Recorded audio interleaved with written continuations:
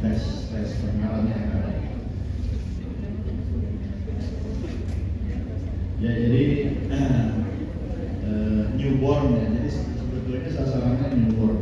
Newborn itu di nama lain neonatus atau bayi baru lahir itu umur 0 sampai 2 bukan umur 0 ya. Dari sejak lahir sampai 28 hari itu newborn. Tapi juga di sini dimintakan juga tes lain yang terkait dengan anak ya.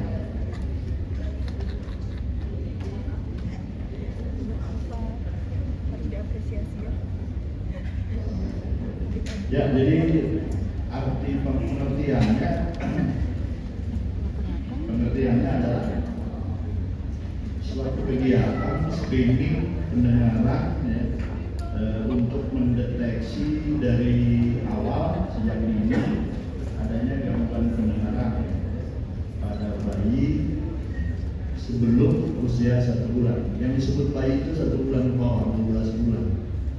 Setelah dari itu sebetulnya bukan bayi lagi, tapi di sini 2 tahun masih dibilang bayi ya. Kalau bahasa Inggrisnya toddler ya, kalau di atas 1 tahun. Nah di sini kadang-kadang ada bayi umur 8 tahun ya. Jadi di poliklinik sering datang terlambat bicara anaknya umur 8 tahun. Jadi bukan terlambat lagi sebetulnya ya. Kalau 8 tahun itu udah suatu penyakit ya, udah ada gangguan. Nah, jadi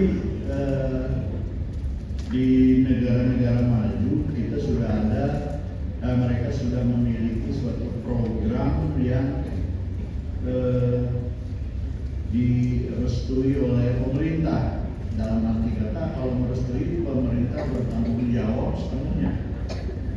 Termasuk asuransi ini akan mengecek rumah sakit mana yang sudah menjalankan program ini, karena tugasnya adalah mencari bayi-bayi baru lahir sejak awal. Bukan hanya ini saja ya, bukan hanya bayi, tapi juga ada deteksi dini gangguan penglihatan, juga ada gangguan hipotiroid dan lain-lain.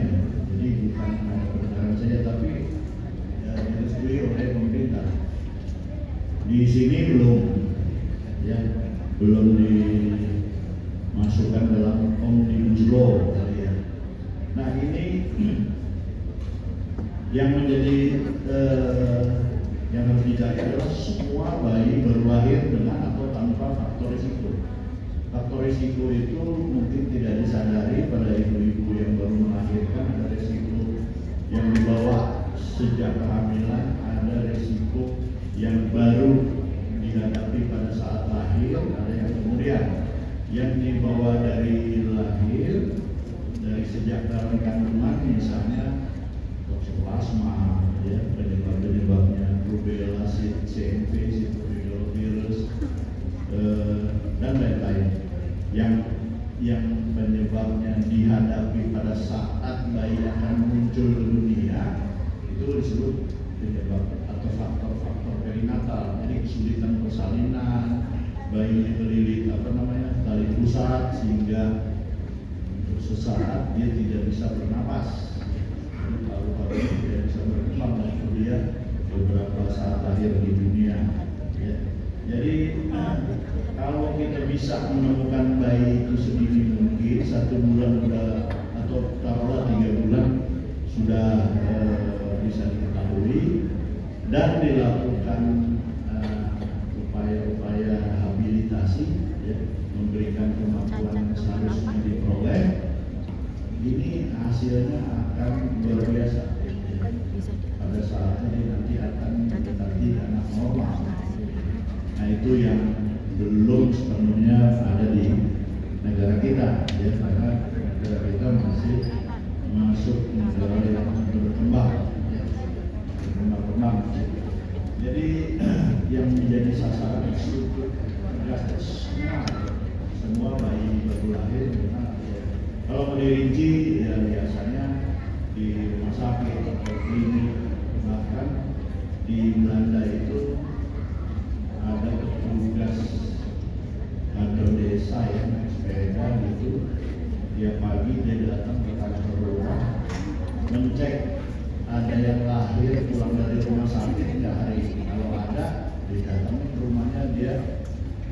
dalam sepedanya itu ada keranjang dari rotan, isinya tas untuk OAE. Jadi dia melakukan OAE gitu.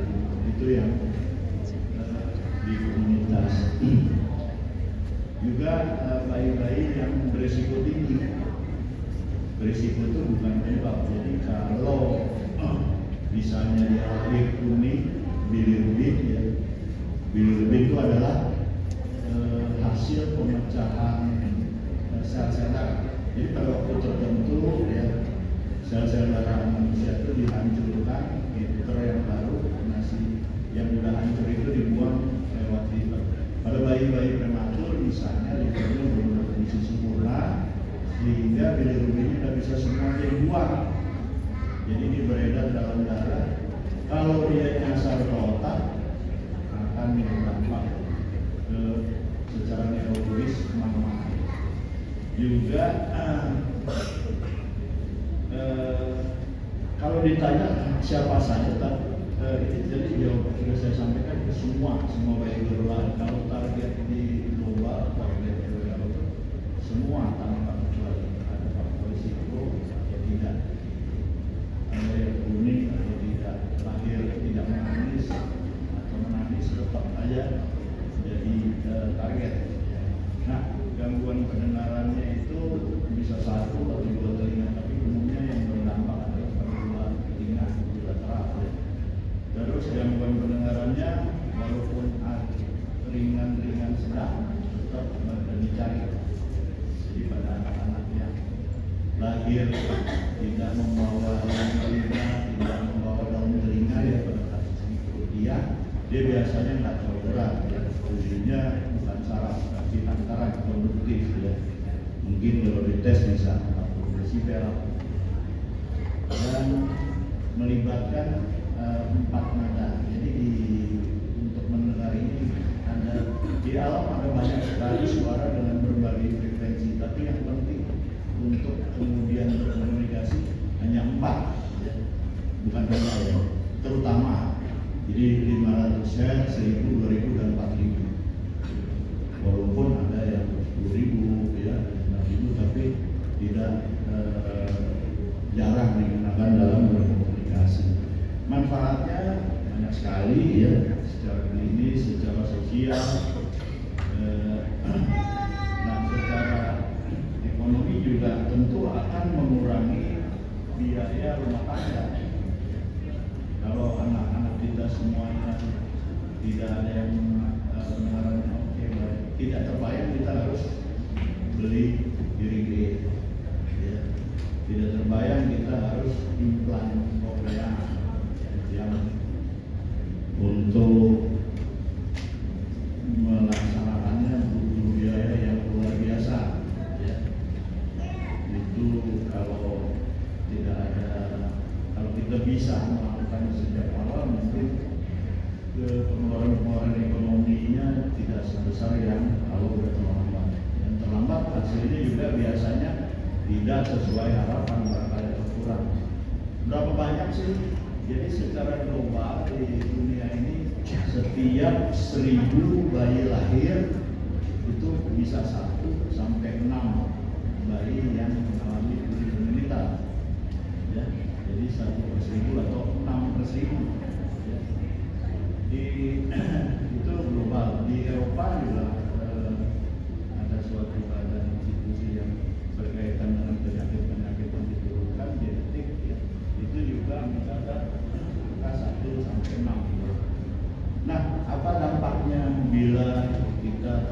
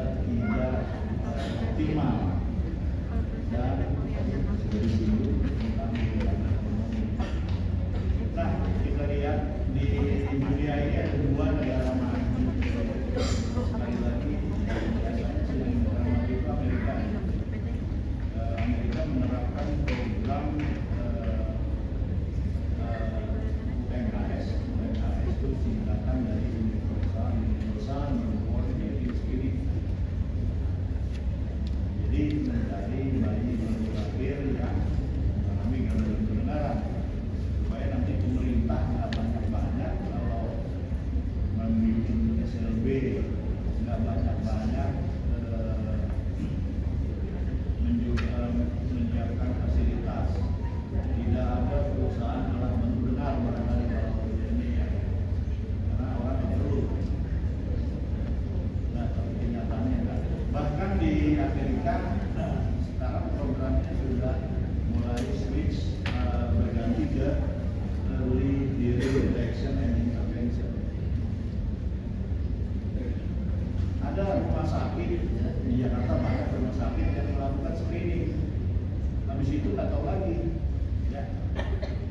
Nah, jadi dia dapat menemukan, habis itu nggak tahu diapain ini, kirim, ya.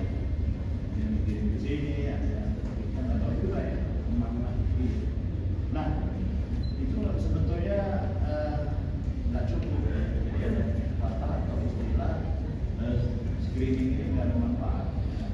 Kalau tidak tindak lanjut, karena harus dilakukan habilitasi, diberikan diberikan modeling plan, diberikan pendidikan, pelatihan, berbicara, studi, sehingga dia bisa berkomunikasi seperti halnya dengan anak-anak lain.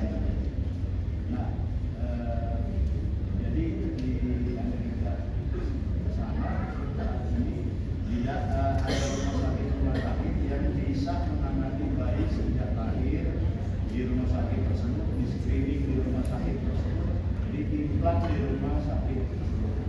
Nggak beda-beda, ya. Nggak lahir di Gresik, ya. Screening di Surabaya, Tuhan di Jakarta, itu nggak seperti itu, ya. Itu nggak boleh disebut sebagai HDI. Nah, di Inggris program serupa kurang keras.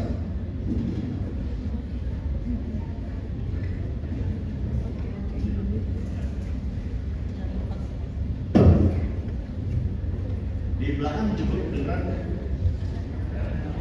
cukup. Di samping biasanya enggak. Nah, di Inggris program serupa kita disebut sebagai newborn hearing screening yang namanya NHSP, NHSP ya. Nah, kenapa dibilang maju? Karena di dua negara tersebut lebih dari 95% bayi yang lahir itu sudah ikut program screening gratis atau dibayar asuransi. Jadi kalau hari ini ada bayi lahir di Inggris 100, itu 95-nya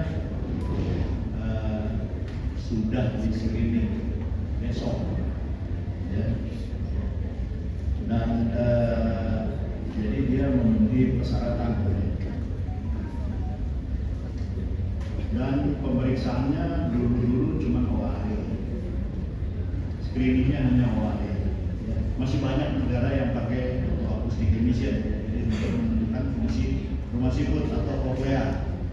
Jawabannya hanya Cross River. Tapi sekarang juga sudah beralih screeningnya dengan dua alat, jadi OAE dan BERA yang otomatis. BERA otomatis itu tidak sampai 20 sih memang, tapi 35. Di NKRI ini yang menggunakan dua alat itu sepengetahuan saya baru di reset. Kita mulai 2015-2016 dengan dua tes. Joint Committee of Infant Hearing Screening baru merekomendasikan 2019. Jadi kita udah duluan dua tes. Kita punya alasan karena sebagian besar bayi yang lahir di sini kontrol 3 bulan nggak boleh di sini lagi, karena dari 100% mungkin 101% pasien yang di RSDM ini 101%-nya adalah serta BPJS PJKN. Untuk kontrol nggak boleh lagi di sini, jadi harus di rumah sakit Tarakan, rumah sakit RSUD lah istilahnya. Jadi kita kehilangan jejak untuk 3 bulan. Nah, daripada kita hilang, jadi begitu lahir tapi BH-nya otomatis jawabannya itu pas river. Ya, ini supaya kita masih bisa mendeteksi. Alhamdulillah saat ini masih berjalan untuk screening. Nah, kita lihat contoh di Amerika ya, 2019 di data terakhir ya, itu ada yang ada bayi yang di screening itu sekitar 3,5 juta per tahun 2019 yang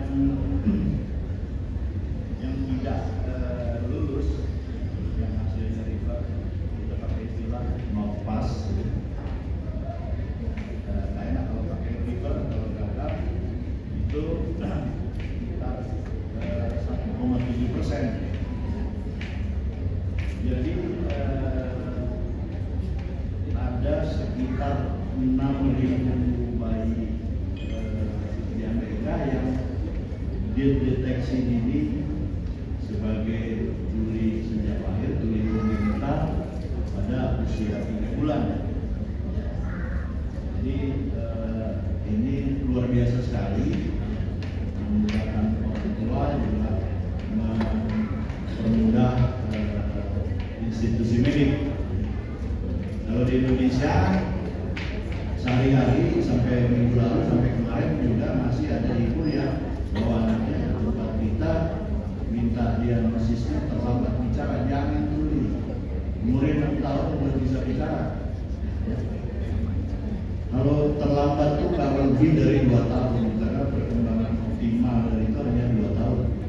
Kalau 6 tahun tuh ibaratnya kalau kondangan jam 1 udah bubar, jam 3 baru datang. Jadi cateringnya pun berulang.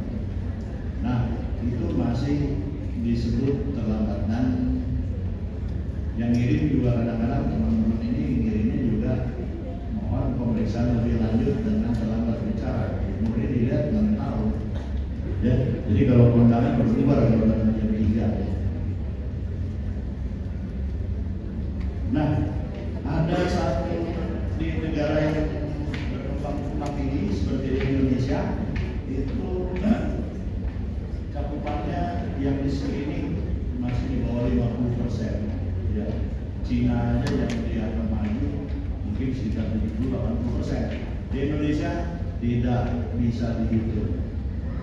Ya, saya malu ya kalau ada pertemuan internasional suruh presentasi, ada yang tanya di Indonesia berapa, saya bilang lupa, ya.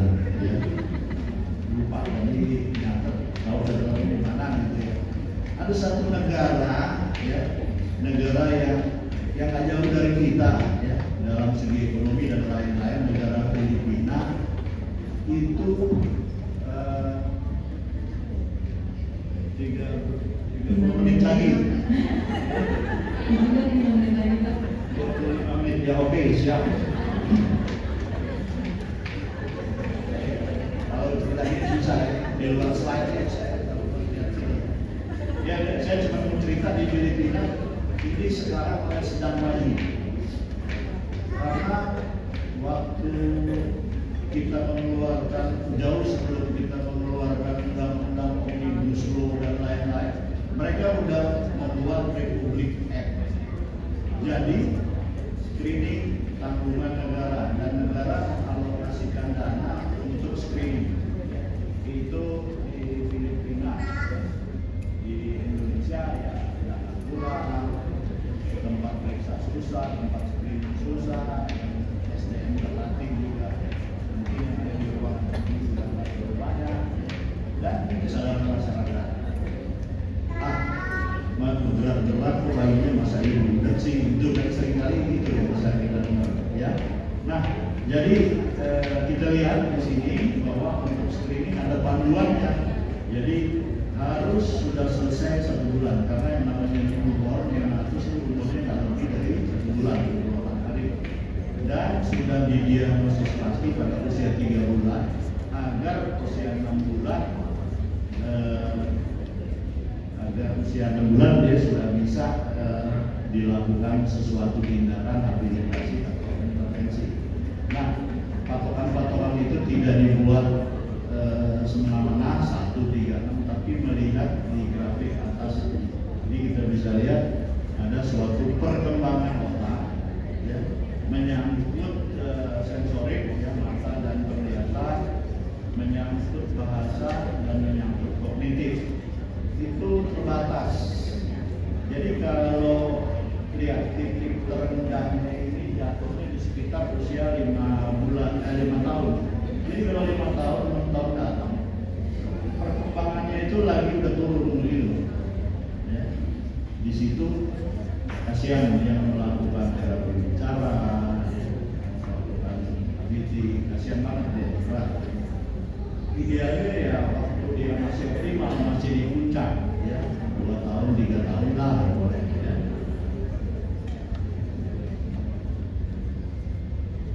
Ya, ini nggak perlu kita lewati aja, tapi di bawahnya ada bab emas atau standar yang ditetapkan saat ini, yang berlaku saat ini adalah OAE dan PRA kognitif, ya. Tapi minimal ada OAE. Nah, ini yang early hearing detection. Jadi sudah ini yang mengeluarkan bukan PAT ya, tapi dari AAP. AAP itu American Academy of Pediatrics 2008 yang mengusulkan supaya penanganannya tidak hanya screening, habis gitu terserah mau ngapain, tapi harus sampai ke intervensi. Nah, ini efektivitasnya kita lihat lagi Amerika, ya. Sebelum adanya screening, rata-rata di Amerika sama dengan kita, ya. Pada tahun mereka sudah 8, kita tahun ini, ya. Itu tadinya baru ketahuan sejak ini itu 2 sampai 4 tahun, mirip-mirip kita lah. Tapi saat ini di negara tersebut itu 1 sampai 3 bulan semua anak di Amerika sudah diketahui, atau nggak bisa, kalau nggak semua 95%. Masih 20 menit lagi, ya. Baik. Di Prancis juga begitu, ya, sebelum ada program screening itu bayi baru ketahuan 17 bulan, tapi sekarang 10 bulan sudah ketahuan. Ini ada perbandingannya, ya. Jadi yang diketahui lebih awal dari 6 bulan itu kita bisa lihat bahwa keterlambatannya itu nampaknya tidak terlalu parah, bisa capaian ya bisa sekitar 30%-an, ya, dibandingkan yang telat banget, bisa 80%. Ini ada beberapa contoh faktor risiko. Ini bukan penyebab, ya. Jadi yang perlu ditanyakan ke keluarga tersebut, ada nggak keluarga yang seperti itu? Pernah nggak dirawat di ICU bayi, ya, neonatal intensive care unit? Pernah nggak kuning? Kemudian pernah nggak dapat suntikan injeksi antibiotik aminoglycosid di NICU? Rata-rata sih dapat, ya, kalau di NICU tuh, ya. Apalagi di sini, ya, digunakan gentamicin yang efektif sekali, luar biasa efektifnya, tapi dampaknya juga ke pendengaran, ya. Kemudian ada infeksi atau enggak pada ibunya waktu di kehamilan. TORS itu singkatan Toxoplasma, Rubella, Cytomegalovirus, dan lain-lain. Yang lain, ya, jadi misalnya ada pernah trauma kepala, jatuh gitu, ya, yang cukup keras. Kemudian dan ini penting nih, kecurigaan dari pengasuh, ya. Gitu. Udah habis. Ini masih 26 slide lagi, gimana? Nanti webinar aja, ya. Ini saya sebetulnya mau kasih tahu juga bahwa di Indonesia ini sebetulnya dari tahun 2006 kita pernah bikin gini, disuruh Depkes, ya, alur, ya, tapi tidak dijalankan, belum dijalankan. Jadi menjalankannya kata Depkes terserah masing-masing lah gitu ya. Ya kita cobalah sebisa-bisanya. Oke, mungkin juga udah banyak, ini cuma saya mau kasih lihat foto-foto, gambar-gambar yang dilakukan di screening dengan OAE. Cirinya kalau screening ini kita cuma 4 frekuensi dan dapat itu resi kayak dari kasir Indomaret yang ada tulisannya pas prefer ya, kalau pas ya oke. Dan jangan lupa kalau punya ginian langsung fotokopi karena 3 hari lagi udah hilang tulisannya. Di sini kita juga melakukan BERA screening ya, jadi sampai 30 desibel ya dengan alat yang sangat mudah tanpa kabel ya, namanya BERA-phone ya. Nah ini ya, nah ini untuk screening juga ada aturan-aturannya ya, minimal 95%. Jadi jangan tepuk dada dulu kalau baru periksa 3.001 kali ya. Harus 95% dari penduduk Jakarta di screening yang lahir ya. Dan hasil refernya tidak lebih dari 4%. Artinya kalau hasil refernya tinggi ini bikin panik orang tua ya. Dan lama-lama buntutnya nanti hasilnya bagus. Ya ini nanti 6 bulan periksa lagi OAE, tapi yang kayak begini, bukan yang dari Indomaret, nggak pakai ini ya. 6 frekuensi, kemudian nanti habis 3 bulan ini yang diperiksa cukup banyak ya. Mohon maaf moderator, tambah 1,5 menit lagi. Jadi saya nggak gambar ini pemeriksaannya ini banyak banget ya. Tapi yang di lingkaran biru yang paling penting pada usia 3 bulan yang untuk diagnosis ya. Yang lain-lain misalnya yang kanan tuh ASSR itu kalau memang ada gangguan berat baru kita periksa ASSR, kalau enggak ya enggak. Ya terkesan memang banyak sekali pemeriksaan yang harus diperiksa.